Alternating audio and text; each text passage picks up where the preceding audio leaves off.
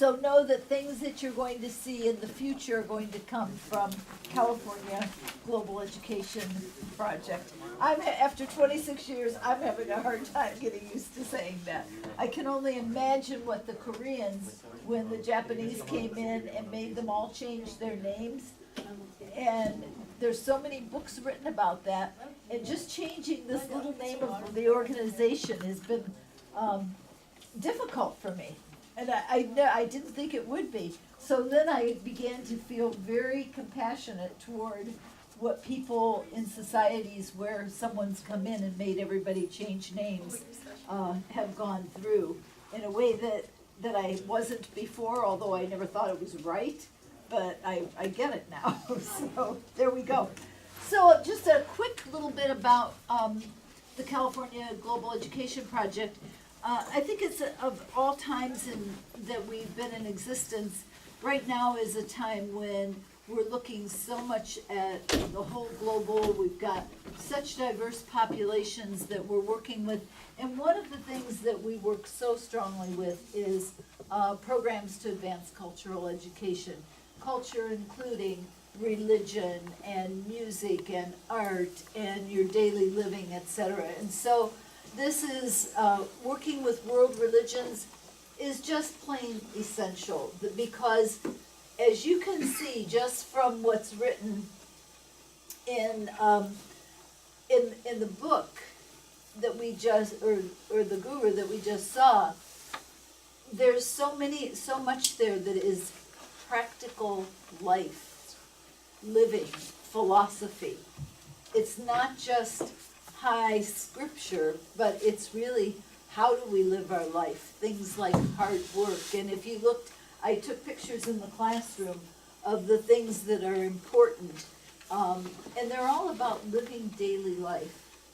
So, and when we go to say that we understand some group, if we don't understand what their belief system is, what their philosophy is, then we really can't understand them other than to say, oh, they wear that, or, oh, they have turbans. But that does not say to anyone really why someone would do something.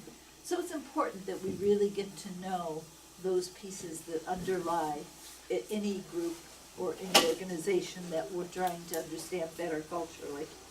So in your folder, we have something that you can use in your classroom as a little bit of a guide. It's our approved now by the state, and it's a California Global Education Project framework that says that there are 4 things, and we worked across the nation with other organizations doing this for 4 things, that 4 areas: investigating the world beyond our own, recognizing perspectives, communicating ideas clearly, and taking action to improve conditions.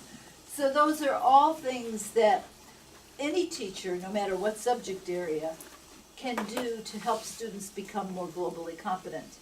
And under each of those, we have indicators.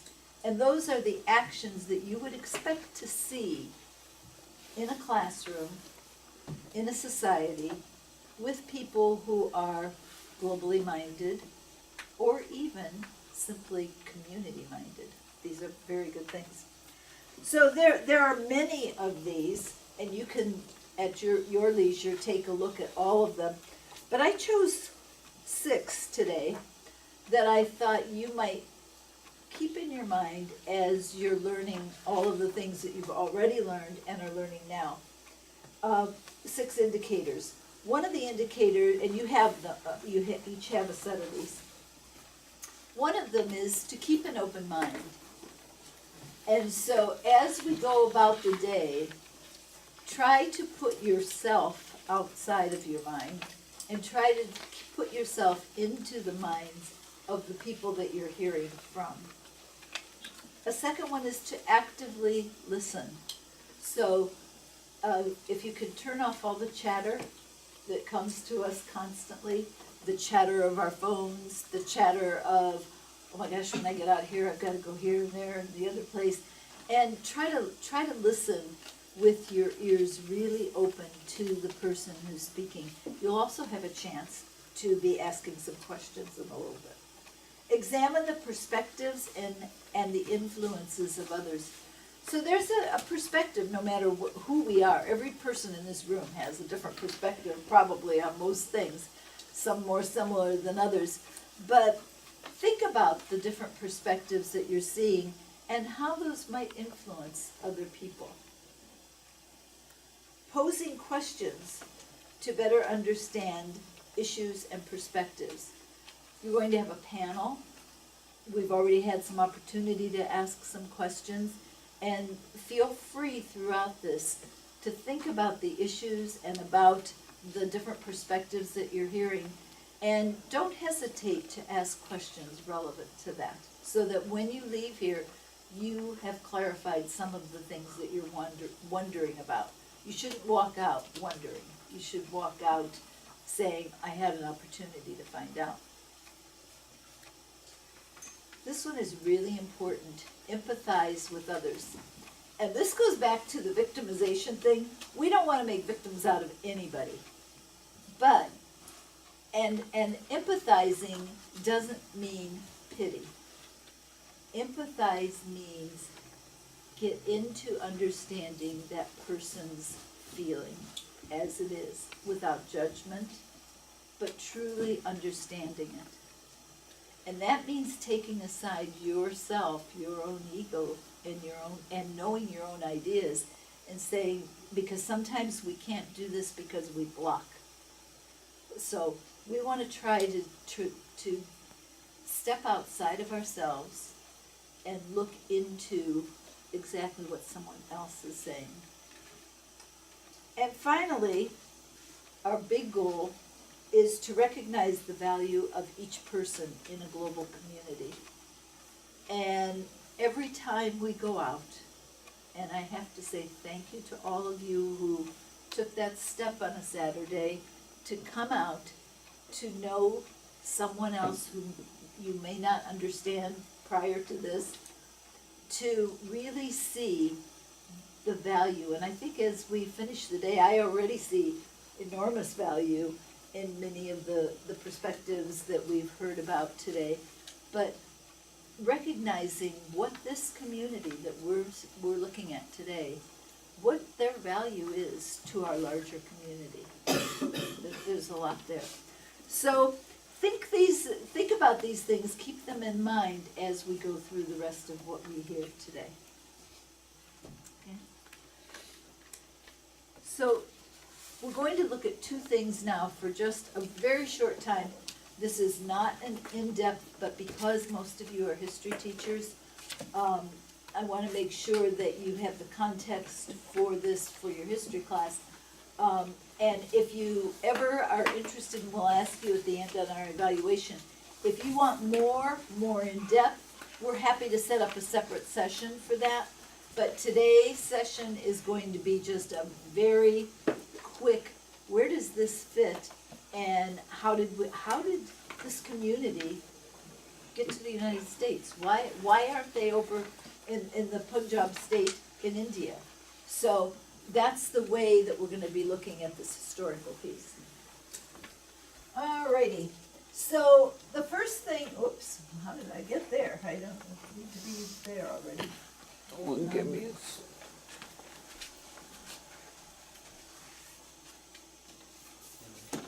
I want to go all the way back to this.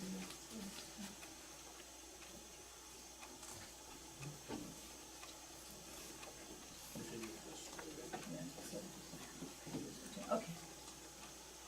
There we are. Okay, that was where. Yeah. Okay. All right. So where does this fit in our curriculum, if you're a history teacher? So I pulled the history social science standards where it's pretty explicitly easy to do. First of all, in grade 6, 6.5 is the study of India. And of course, it goes without saying, but that, and with the new framework, 7th grade. In grade 10, 10.4, colonialism and independence. And you'll see from this historical piece that colonialism is responsible for a lot of what's happened with the Sikh population. And then grade 11 is religious pluralism and the First Amendment. And so when you're discussing that, I think you've probably already heard some things that you might not have known before about religious freedom and the beliefs of the Sikh population regarding that. So this all fits very well within that piece. In grade 12, 12.3.3 is the historical role of religion in the United States and religious diversity. If you don't understand all of these religions, and we have such diverse religious populations, then you're missing an opportunity to really be able to teach effectively about some of this without misconceptions. So, in all grades and all subjects, let's say you're not a history teacher, and even for all of you who are history teachers, you are also this. We all want to help our students become more globally competent by understanding the diverse religions and customs of the students. This is on the ground, actual, everyday life piece. And recognize the value of each person. The more we can know about each person, about each group, the more we can do this. And the more you do this, the more you will see that within every group, everyone is not exactly the same. So perhaps this could help us learn not to be identity grouping everybody and assuming that everyone in any group is exactly alike or shares the exact same needs, because there's a range of differences throughout every culture, every religion, every group, every sex, every color, etc. We're not all alike, and yet at a human level, there's something about us that is all alike. So, where does it fit? When you tell your administrator that you'd like to bring students to the Gurduwara, or to the temple, or to the synagogue, wherever it is you're trying to go, I'm willing to bet that every one of your school district plans professes that this is something that they believe in and are promoting. And yet those words often ring hollow and empty because they're not implemented. They're words to check off a box. Only you can make that box come alive and say, hey, this is how I do it. But you've got backup, you've got reason to do it. There's something that you can use. And I know there are places where teachers have a hard time going out. And so if that happens to be your case, give us a call, because we're happy to come and talk about that. One thing I always have to help make sure that everyone understands, we never want anyone to get in trouble. I've been in classrooms, I've walked in classrooms where someone is enthusiastically supporting some religious view. There are some guidelines that some very bright people in the state have formed, the California 3 Hours Project, and there's a nationwide thing. There are some guidelines. They're simple, but they're worthy of looking at again. The school's approach, this is the biggest one, to religion should be academic, not devotional. That means that you're not holding mock services, etc. in your classroom. You are totally within the law of separation of church and state to teach about various religions, their beliefs, and their practices. You are stepping outside of that when you start practicing or proselytizing or preferencing one over the other.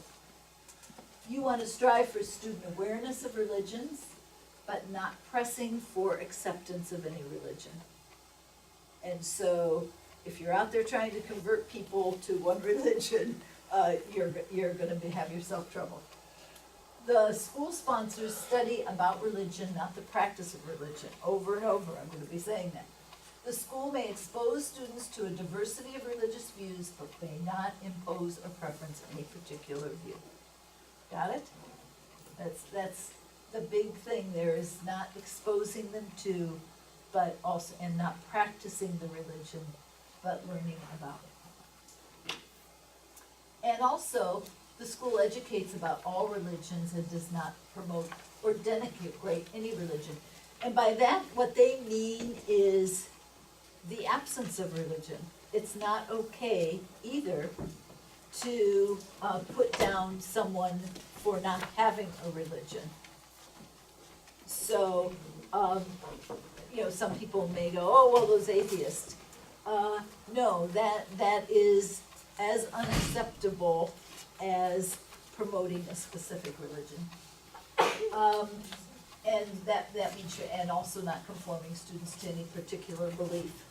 So, one of the areas that we talked about here was, when you bring students, is it okay for them to go into a Gurduwara? And when you go into a Gurduwara for the purpose of instruction and seeing those things, that's fine. It can never be, would have to be an optional thing with parent permission if they were going to observe an actual ceremony, etc. Because there are some faiths that could not accept their son or daughter being exposed to the actual service. So, so keep that part in mind. But to go in and to see what happens there, etc., that's one thing. But to participate in a service would require a whole different set of regulations. Okay, so are there any questions about that, or any concerns about anything to do with where it is? Yes? So in your classroom, is it okay to have like the symbols that represent the different religions? Because I know that sometimes this has become a touchy subject. Yeah, and the biggest way to cover that too is it something that you're teaching? Is there some connection, why is that up there? And the other thing is, are you fair-minded? Do you just have Jesus on the cross? Or do you have the full array? Mm-hmm. So, and that's the whole preference of one thing or another. There are world religion posters that give due to each religion, and that's really where it comes down. But if you are Hindu or Muslim or Buddhist, and all you have up in your classroom is representation of that, you're gonna find yourself probably, somebody's gonna call you on that. And also parents, there have been suits, parents coming in, saying, all my kids have learned about is religion X. And at one point, what had to happen was a district had to say to the parent, look, here's the state-approved curriculum. These are the religions that are included in the history curriculum. That's the reason that those were covered. We did not cover these in your child's grade because those are in the curriculum at this grade level. So if you're connected to what in your history classes, to that, you're good. Now, let's say the only place, you only choose to go to one religious house of worship. Now you're starting to step on, why are you doing that one?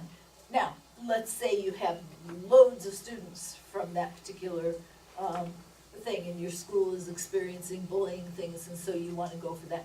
You write that up in that way so that you have a reason that you're doing that. That is not just that you're proselytizing for a specific religion. I have a question going Yeah. back to symbols. Is this the Sikh symbol? Is that something that you would identify Sikh with? This would be And what The is- khanda. the kunda, and I think you're going to explain that. Yes. Yeah, Yeah. so, yes, It'll be explained, yes. okay. This is Nashir, and he's Nashir Singh, guess what? And he, we've worked out quite a while now on getting this thing right, but I think it's absolutely beautiful. He's done a beautiful job on putting this together for us. So, okay, any other questions regarding this part? All right. Then we're gonna take a little look at a very, very just big chunk piece, not a lot of detail on where this fits in historically. The founder is Guru Nanak, and he is right here. Do you wanna Number 1. you're gonna help me out in this Yes. piece? Yeah. Here, oh, I can, Okay, so, and you can point to those folks. Yeah, Yeah, there are he's in numbers, he's so down in the, he's at the bottom. right there, yeah, right. So if And- you look at the bottom, Uh-huh. he is, got his eyes down, and you can look on your poster, and he's wearing a yellow, like a shawl, and white beard, and he's right next to the sacred scriptures, the Sri Guru Granth. If that kind of gives you on the poster to point it into. And the wording about him is right here on number 1. So that when you leave here, this tells the major things that each of these did. So during the 15th century, when the founder, Guru Nanak, was born, he was born at Tawandi in northern India, which is now actually Pakistan, which you'll see how that happened. He was born Hindu in the 15th century, and at that time, the Indian society was really suffering internally from a lot of disputes, religious, political, social. There was the caste system, there were loads of things going on in that regard. And the caste system always was a problem for him even as a young person. So he had so I've heard the story that he went off to the river to bathe, and that 3 days later he came back and they thought he had drowned, but he came back. I don't know whether this is a story or whether it's just what's been told, but anyway, that he came back and that he had this vision of what needed to be. And he began to travel, as we heard over in the Gurduwara, all over, spreading these ideas. But essentially his ideas are that human beings are equal, and that there's only God's path.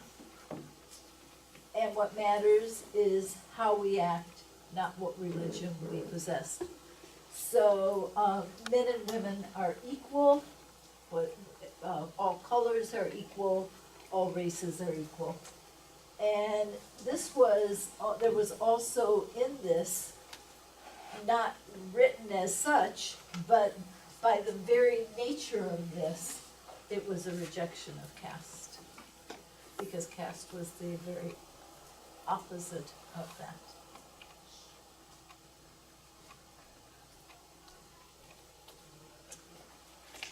So, like I said, at the same time, there were a lot of foreigners coming in, and the Mughal Empire was what happened at this next part. And they conquered northern India, and with them they brought Islam. The first emperors who came allowed religious freedom. People like Akbar, and they allowed people to practice their own faiths. Now, I'm not sure how purely that was allowed, but but there was at least something regarding that. But then as the Mughal Empire expanded in the 16th and 17th centuries, Islam became the mandated language, religion, and Hindus and Sikhs alike were persecuted and killed by very brutal emperors, and two that stand out are Jahangir and Aurangzeb. Aurangzeb. Aurangzeb. Punjabi pronunciation. Aurangzeb, yeah, right. So, this succession here of the gurus were really instrumental in helping defend, and that they were not, as we heard with the sword, they were not aggressors, but when defense needed to be, they were there. And there are many stories, if you look it up, you can find many stories of Sikhs who were defending Hindus as well as themselves, and even a story of one Sikh who was called to task because he was giving water to the enemy army. And his reason for doing that was because he said that he is a human, he's in need, I have to do this. And he was exonerated for doing that. So, but the idea here is that Sikhs were not just defending themselves, but they were defending also the whole idea of religious freedom, including for the Hindus who still believed in caste and things that they did not believe in. The Sikhs faced their very worst suffering between 1708 and 1739. The Mughal Empire at that point was disintegrating, falling apart, and this is over years, of course. And toward the end of the Mughal rule in Punjab, the Sikhs were really brutally treated, to the point where they had to often run off into the jungles and hide, and to escape being dismembered or beheaded or whatever would be the fate. So after that period of time, there comes a period of time when the Afghans came in, and the Sikhs defeated them and other invaders, and then they established their own states in this area. Those are called missals. 12 of the states together, this was 12 of the states together. And they weren't really unified, but finally Maharaja Ranjit Singh managed to unify the states, and he treated all people equally during this period of time, including he put Muslims, Hindus, and Sikhs in government positions. So it was an attempt to go back to put the Sikh values forward. After his death, unfortunately, there was a lot of feuding and chaos, and that led to collapse in 1849, and then the British annexed India, which included the Punjab area. So we all know that the story of the British rule, this is the whole colonialism piece, this is not just India, this is many different places. And so the British recognized the Sikhs' ability at defense, and so they often put them into armies and tried to utilize their skills in those ways. They also lacked respect for the people of India in general, but definitely allowing the Gurduwaras to be under any control, whatever. So, and the Sikhs really had some major grievances with this. So, and had to finally, I think it took them like 20 years or something of working to get the Gurduwaras back under their own control. in very fast forward India gained its independence from Great Britain in 1947. And like there was the carving up of Israel and Palestine and all these different places, India went through this too.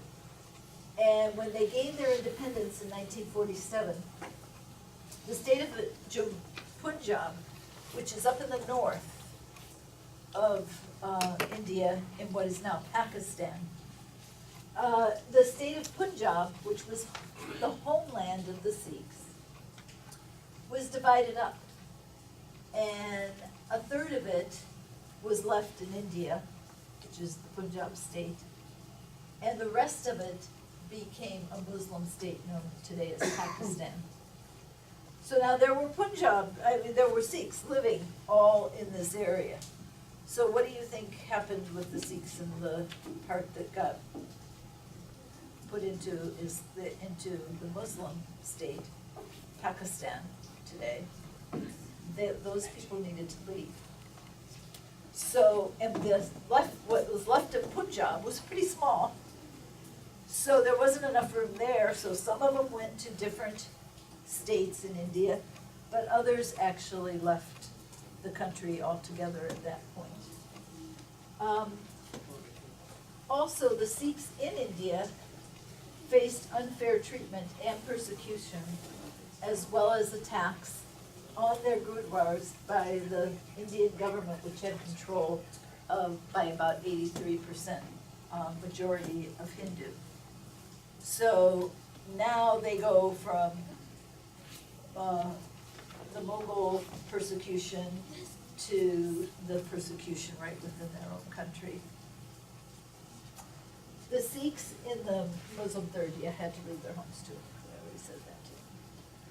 So this is where the Sikhs now go throughout the world. This is the diaspora that comes about.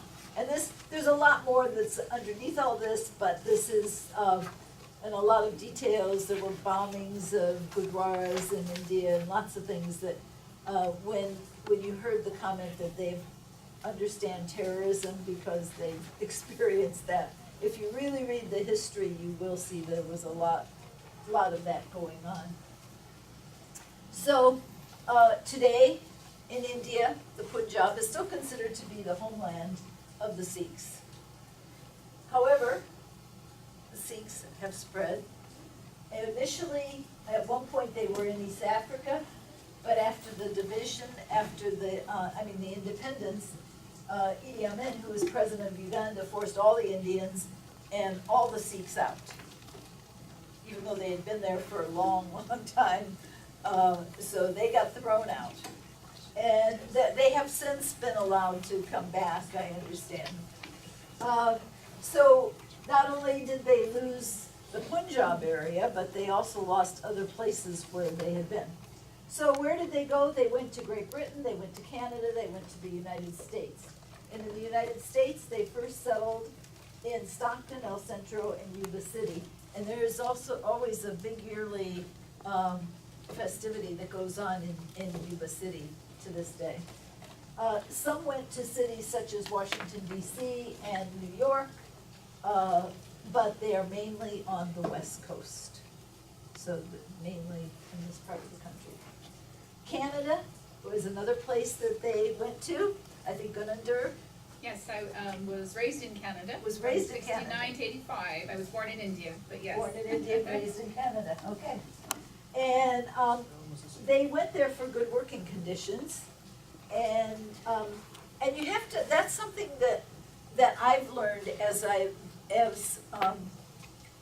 really read more and got to know more of the Sikh population.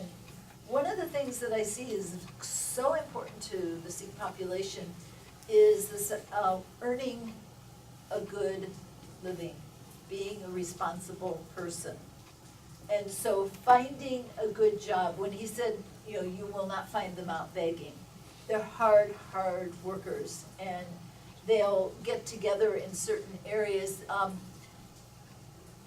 Nashir was telling me that, like, there are a lot of truck drivers, and they're in this area. Why Riverside? Why does this area have so many?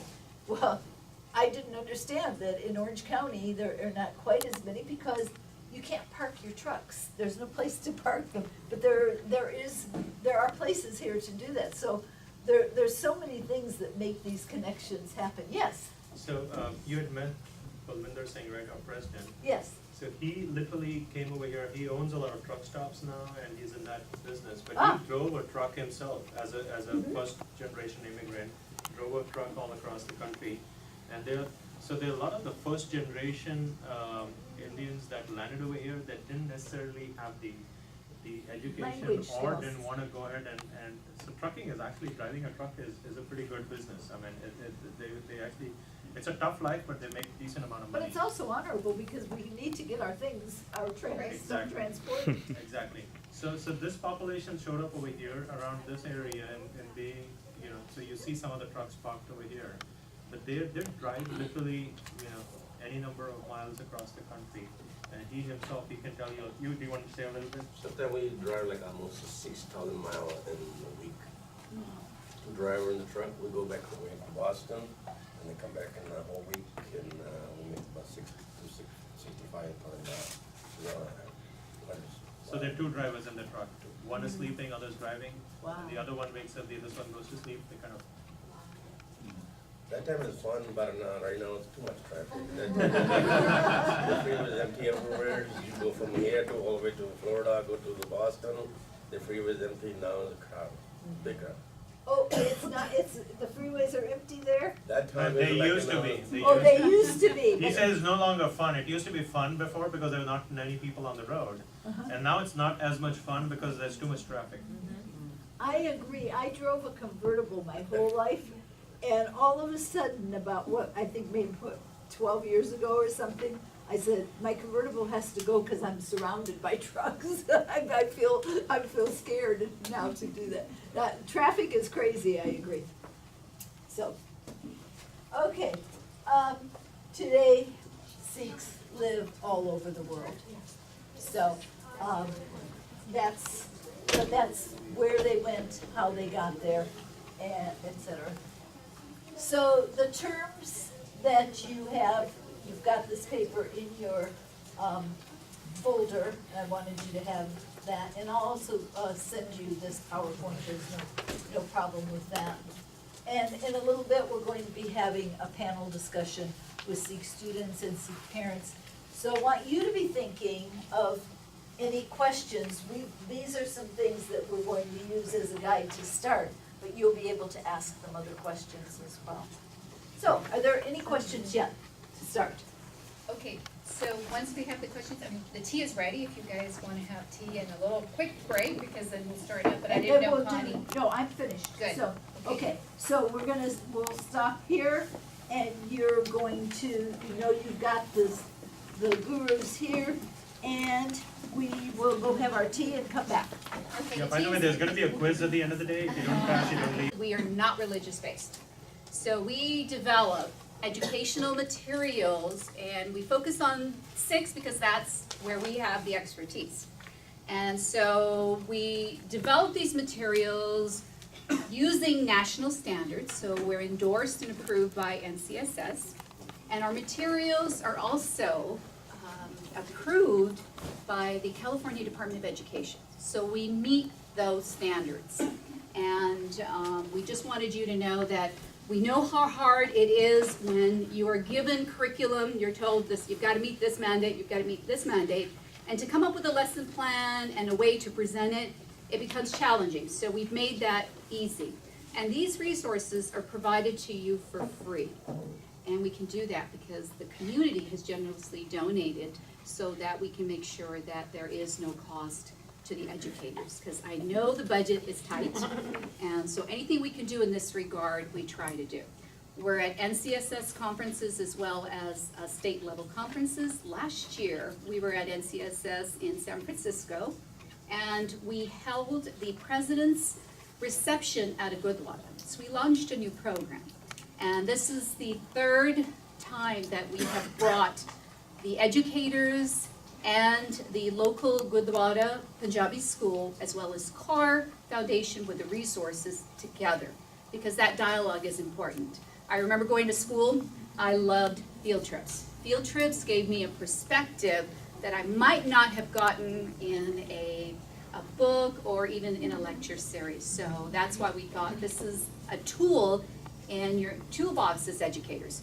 So you have a bag, and I'd like to just go over inside the bag, just wanted you to be aware. We kind of gave you, November is coming up as Sikh Awareness Month, and every year the superintendent, it's a page. So the California superintendent will send out a notice to all administrators, district administrators, I think it's their distribution, but they let them know it's Sikh Awareness Month and it's something that they encourage.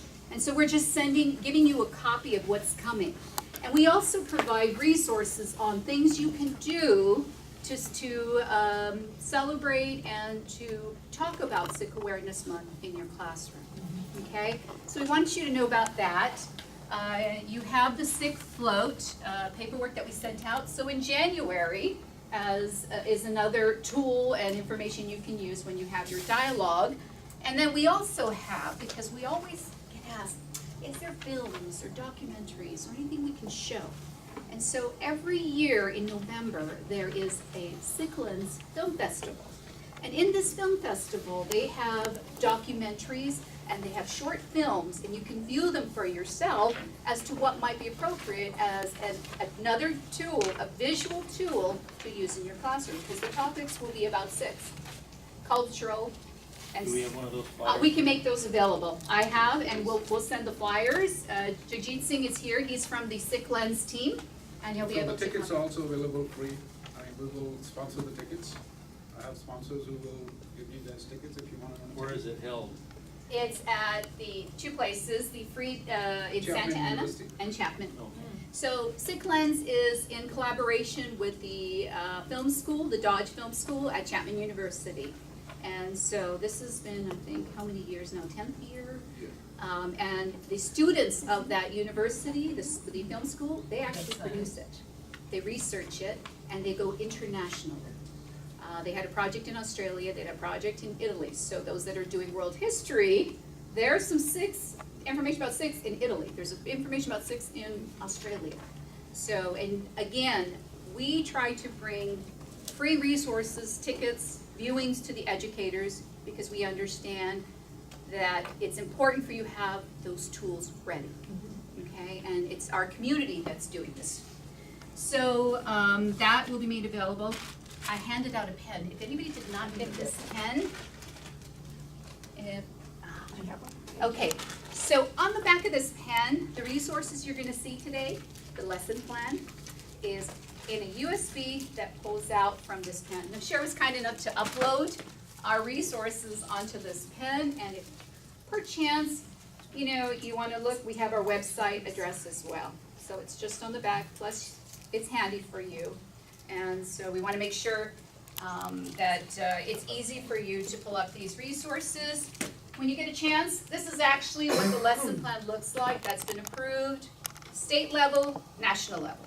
And so there's a lesson plan for elementary, and then there's a lesson plan for middle school and high school, okay? And so you'll see that in those resources. And we also have books that you can use. We gave you The Boy with Long Hair at your table. We have others, History of the Sikhs, Empire of the Sikhs. So please come by at the table and take a look at the resources that are available to you. You just have to let us know. We're here to support you, and we will make them no cost available to you if you need the books, etc. Okay, so just wanted you to know that's what we're about. That's why we're a nonprofit. It's all about education. Okay, and with that, we have a short video, and I'm going to turn up, no share, but I want you to meet our team. So Harkirat Mundi is new to our team from the Kaur Foundation. She does research, and she just put together a really, really nice history information about the gurus, and we're going to be loading it up to our website soon, and we have our editor looking at it. So she just did that as a research project this summer, so that it's easy for you and a tool from our website. Now, Sher Singh is our gosh, he does everything. He does camera, he does presentations, and he's going to be joining us at the national conference. And we have a presentation. We have 2 sessions there. One's a tour, and one is an actual education center. And we have I don't know if you've heard the Linda Werthamer, who is the author of Faith Ed. She'll be there at our panel. So we'll be bringing some new resources as well there. Yes, sir. When you say the website, that's the Kaur Foundation Yes, website? Okay. Yes, carfoundation.org is our website, and so you can go ahead and take a look. And with that, now Sher Singh, I'm going to bring